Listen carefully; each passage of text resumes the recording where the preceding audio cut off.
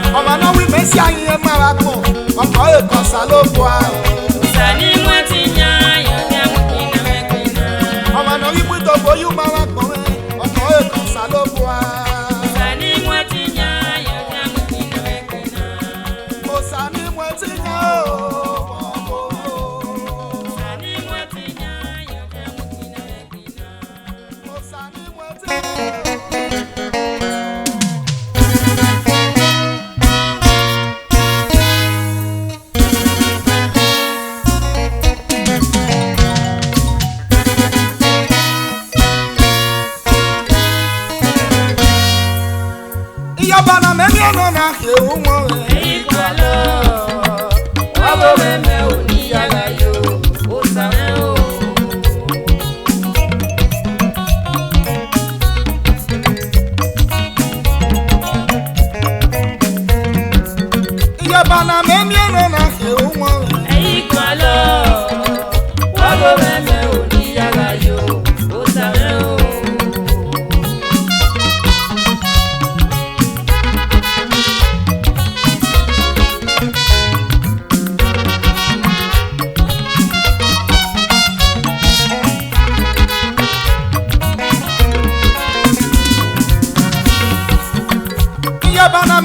a human.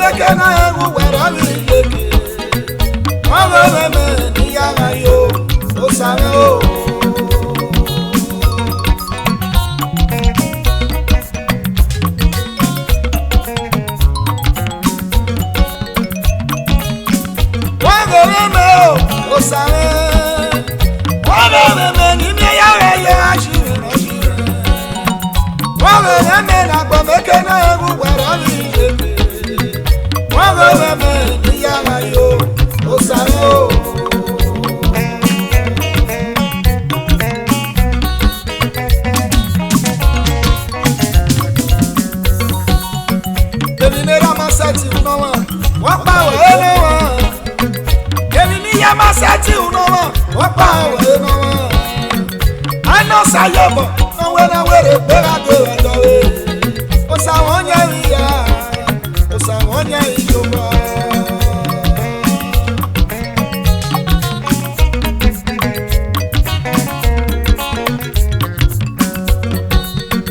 Benin Masati, no one. What power, no one. Benin Masati, no one. What power, no one. I know Sayaba. When I wear it, when I do it, Osawonya, Osawonya, IYOBOR.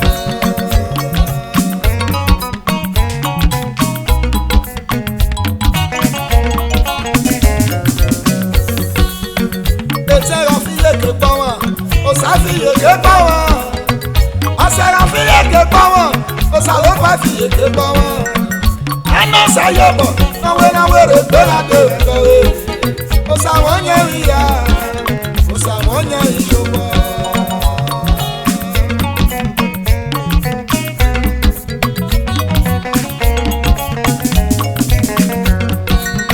Yabana memiana na human. Wago meme uyaga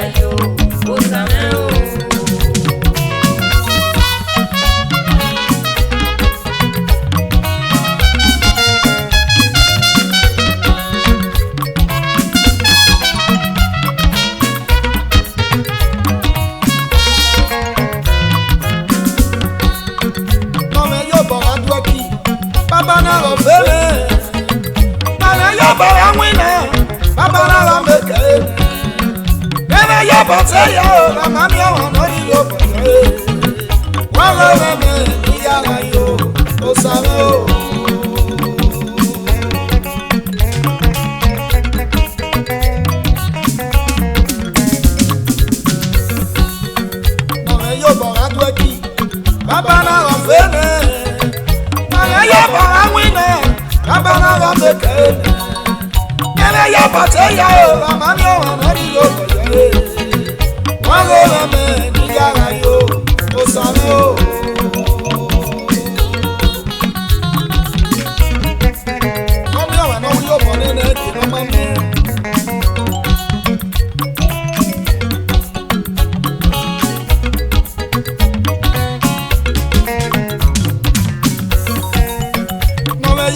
Yesu kulatia kabana la mimwina ne kana yabate besara la tamani enoria emimwina akọ awa yota salogwa yota wale meme iyara yo osare o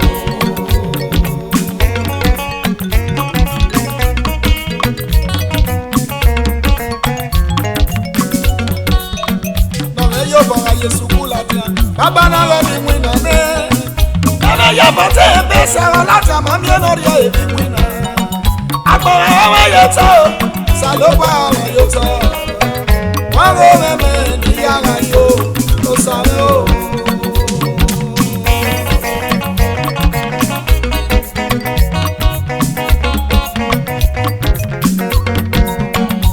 Bana memi na ke omo eyi kwalo baba meme o iyaga yo o same o iya bana memi na ke omo eyi kwalo baba meme o iyaga yo o same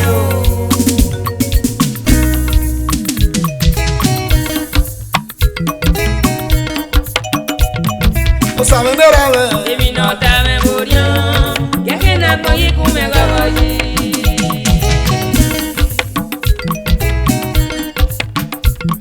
o same mera we emi no ta me borian yake na koyi kume gawaji ne mo mo rabia o ta kwe gogo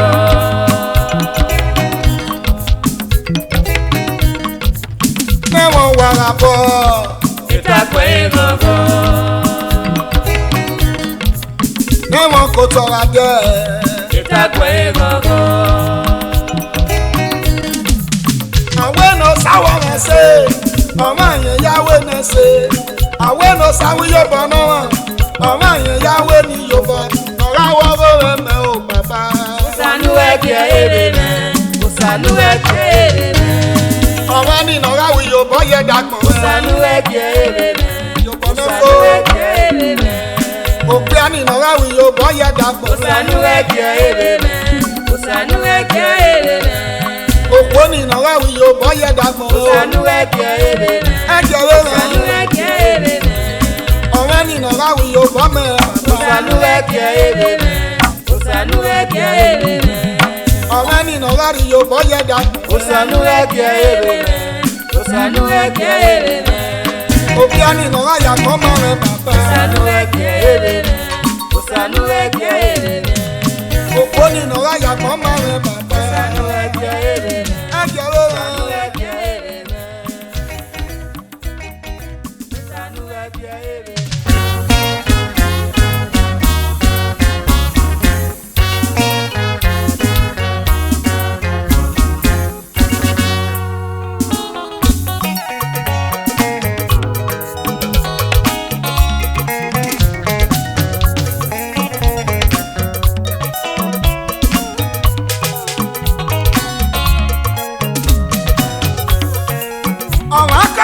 Isi ogaleli Osagieheve Ajewe na kedu waka Osagieheve kiyo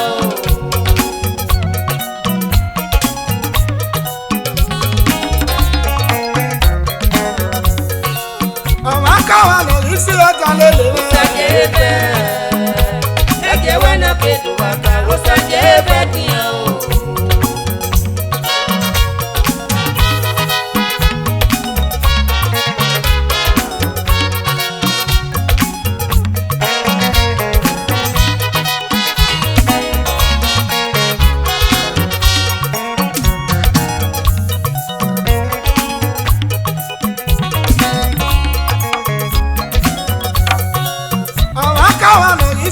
Osagieheve Ajewe na kedu waka Osagieheve kiyo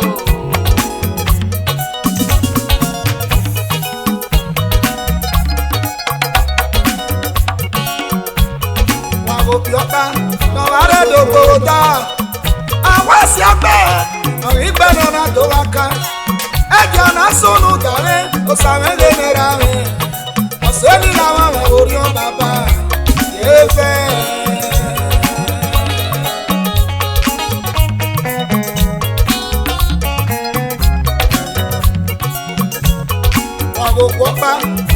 na dogo da awasi agbe ori beno na doaka egyo na sunu dame osawe genera me oseni na wa me ori o baba yefe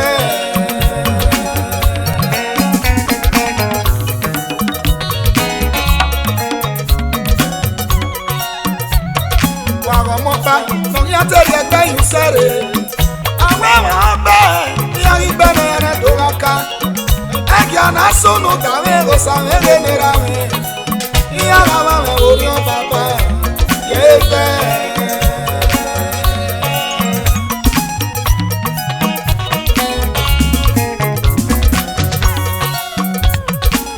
mopa no ya tete boye awe mopa ya ibene na doraka egia na sunu dame osawe genera me iya la me ori o baba yefe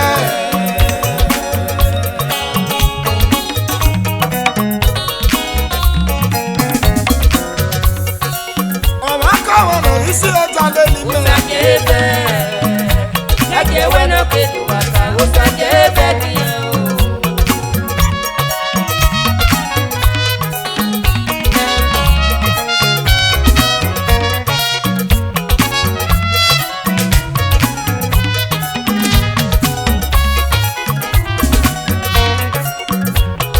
ama amina miawe ose na gwabo ona na kino ose ni tere pelo mana iya epa lo mo ora ma me ori o baba yefe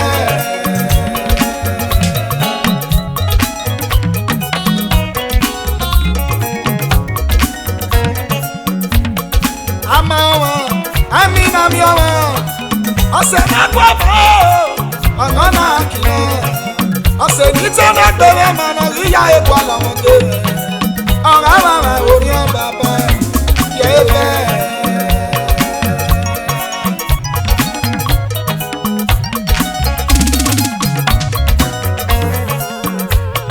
Otenora gbere ekun egwu ebo Otenora yawo baseta baba kwere wame Mara fiana dore imi ekun egwu yo Ori awa agbaleke no fiana bi owa imi Ari piku bi owa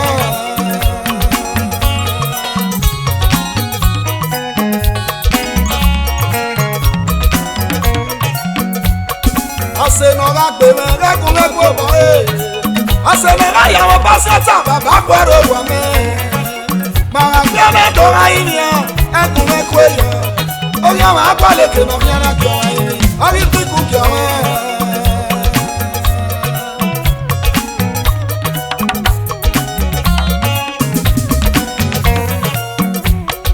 Oponora gbere ekun egwu ebo Oponora yawo baseta baba kwere wame Mara fiana dora imi ekun egwu yo Ori awa agbaleke no fiana bi owa Ari piku bi owa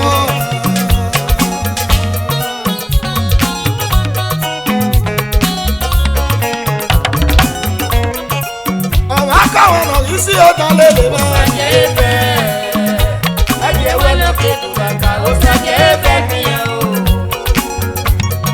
Obu yo bitu wa Ose won se we me ma no ori ame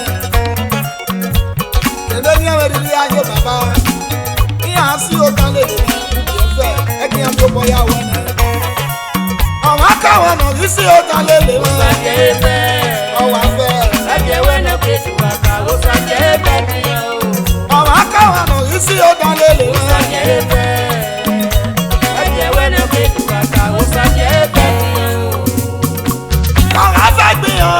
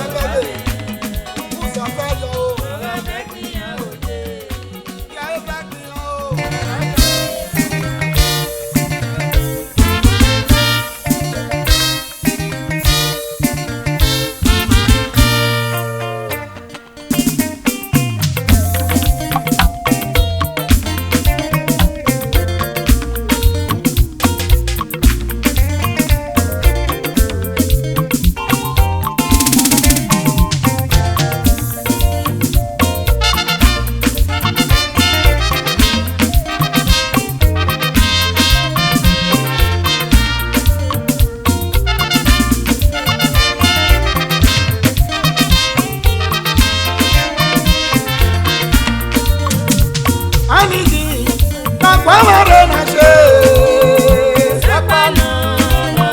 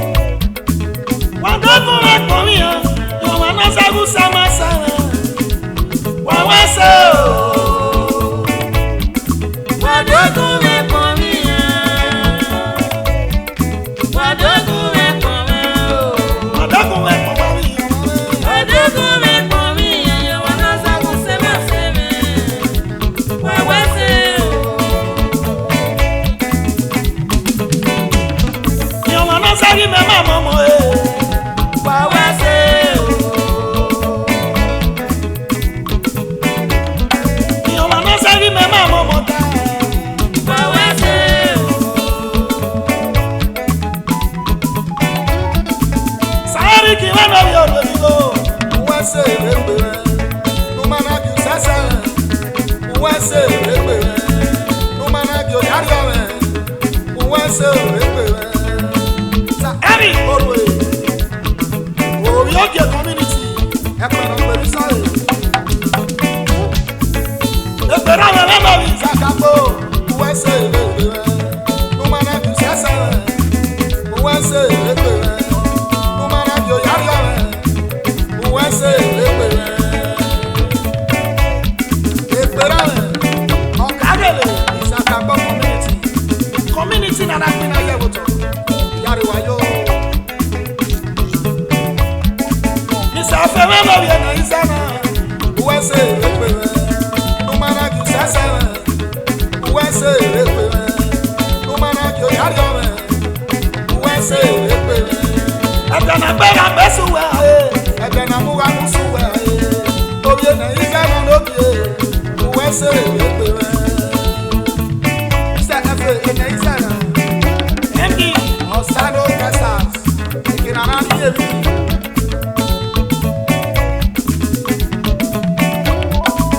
Mommy Chasi Rede Nije, Uwese Gbere, Numanagi Sasa, Uwese Gbere, Numanagi Oyariawe.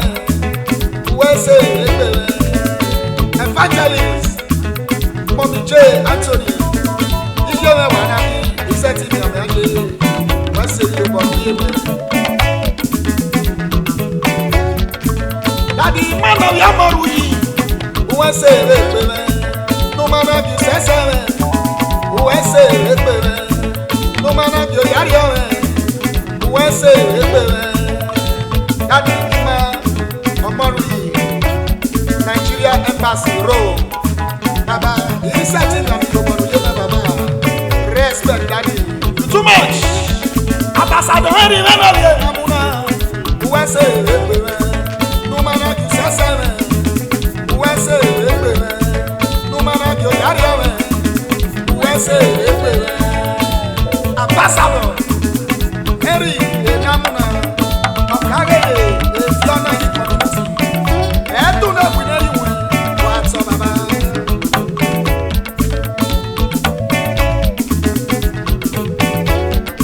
Amadu yi enoye abulele. Uwese Gbere, Numanagi Sasa, Uwese Gbere, Numanagi Oyariawe, Uwese Gbere. Mr. Amadu yi abulele. A.K.A. Orumawon Africa, Eddie Orumamotos, Ekpere Okperisoye, Wewayo. Daddy Freddy Memory Akenuwan Igbo, Uwese Gbere, Numanagi Sasa, Uwese Gbere, Numanagi Oyariawe, Uwese Gbere. Edena bera besuwe, Edena muga musuwe, Oyakenuwan Elomigo. Uwese Gbere. Daddy Fred Akenuwan A.K.A. Abetu Erame Wana What's up?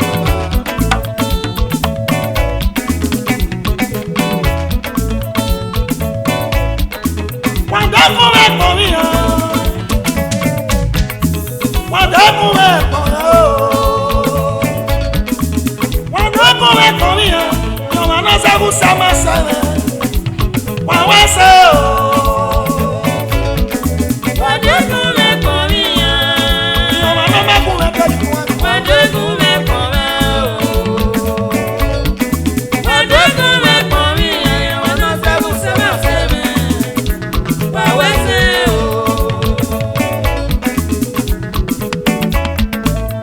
Amani Memory Baba Goslo, Uwese Gbere, Numanagi Sasa.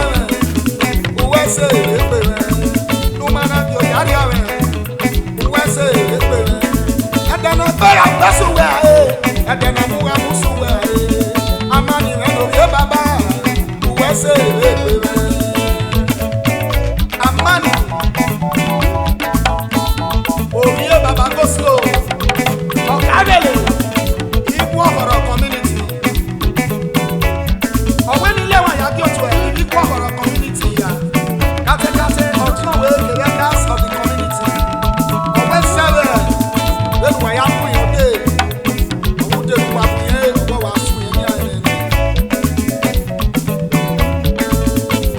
Honor when you are good to Mr. Clement, but we are. Or what's the no something away now? Mr. Iraq, I know you, Sabu. A man in there, we go. If my was a noga, a man in there, we go.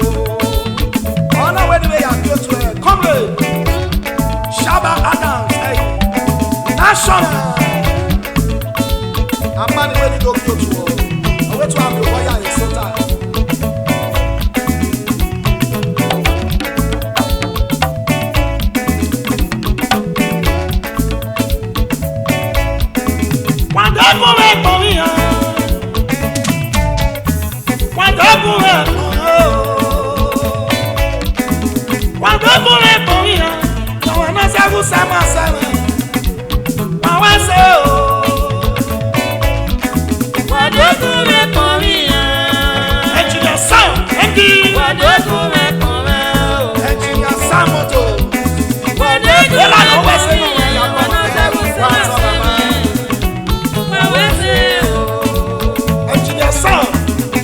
Difference club. Hey, now you are to Eric, MD Eric Motors. You got the same money that you. Hey, now you are to Nosayaba. Chief Dr. Ekus. He said to me, I'm IYOBOR, Baba. That's all.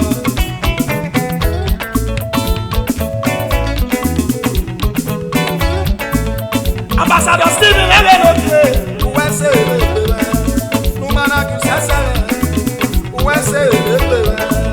Ambassador Steve, A.K.A. Bashu, Sweden and Turkey Bay, Ambassador Kekorado, USA, Numana Kusasa, USA, Numana Yodaria, USA, Ambassador Kekorado, one boy. Land and pension pay, Yaruwayo. Mawugbe ni Yagbe. Wano. Mawugbe ni Yagbe. Mawugbe ni Yagbe.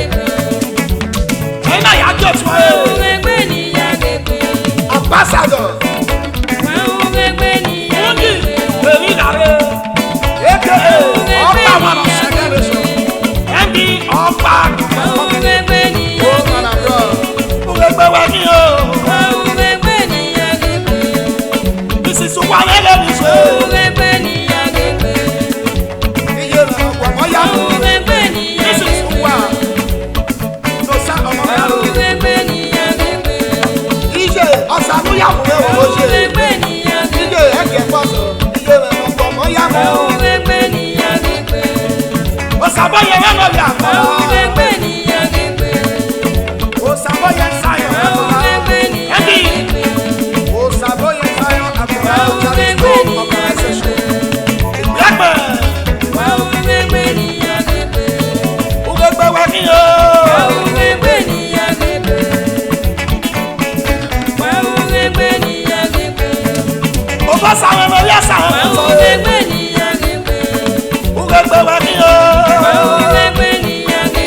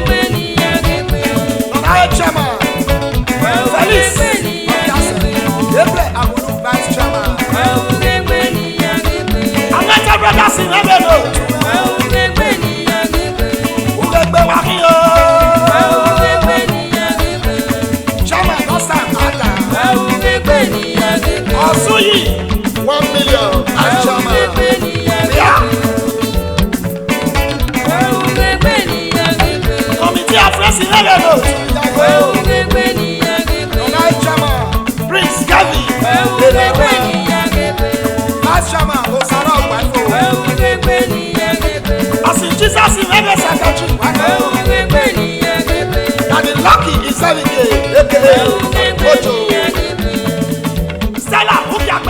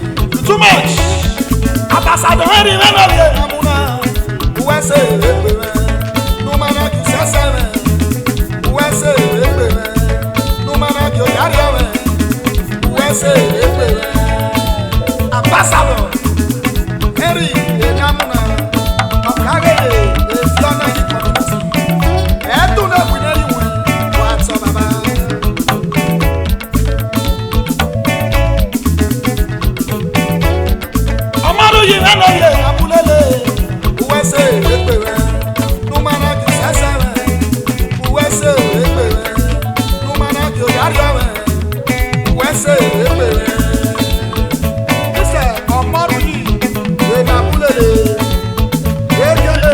Oruma One Africa Ebi Oruma Motos Ekpere Belisa ewa yo Friday when we are going to go, we say no man can say seven. We say no man can go yari me. We say and then I go a best way, and then I move on to way. Oh, you can go we say daddy friend, I can go A.K.A. I bet you.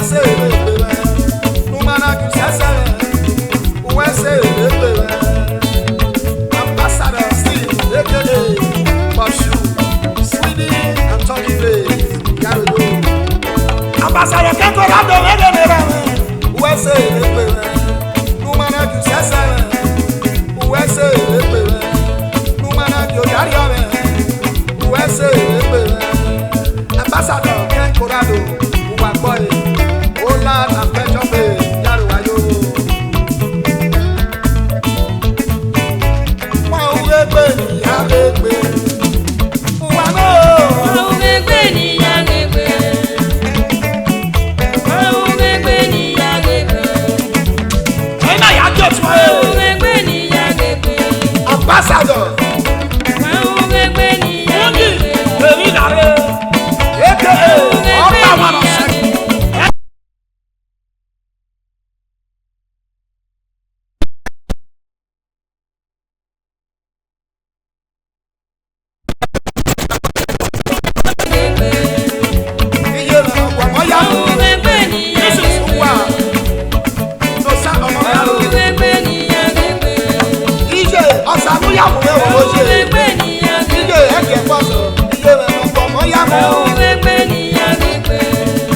Osaboye Memoria. Osaboye Zion. Osaboye Zion Organization. Ugegbe Wakiyo.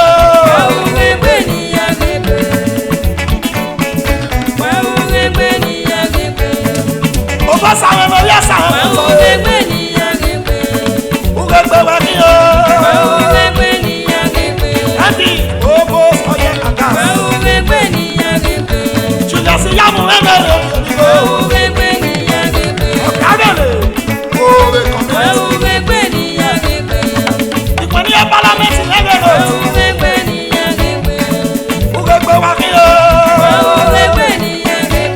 Monai Chairman. Police. Vice Chairman. Honorable Kisli.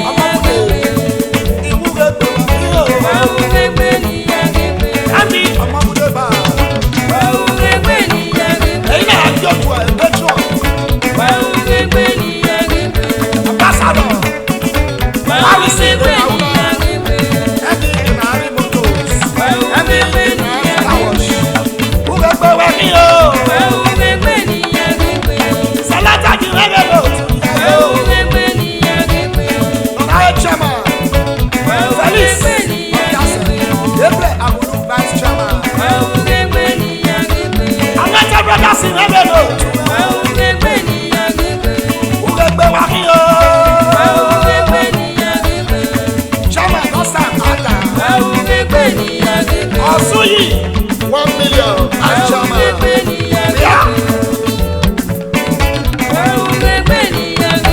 Committee of President.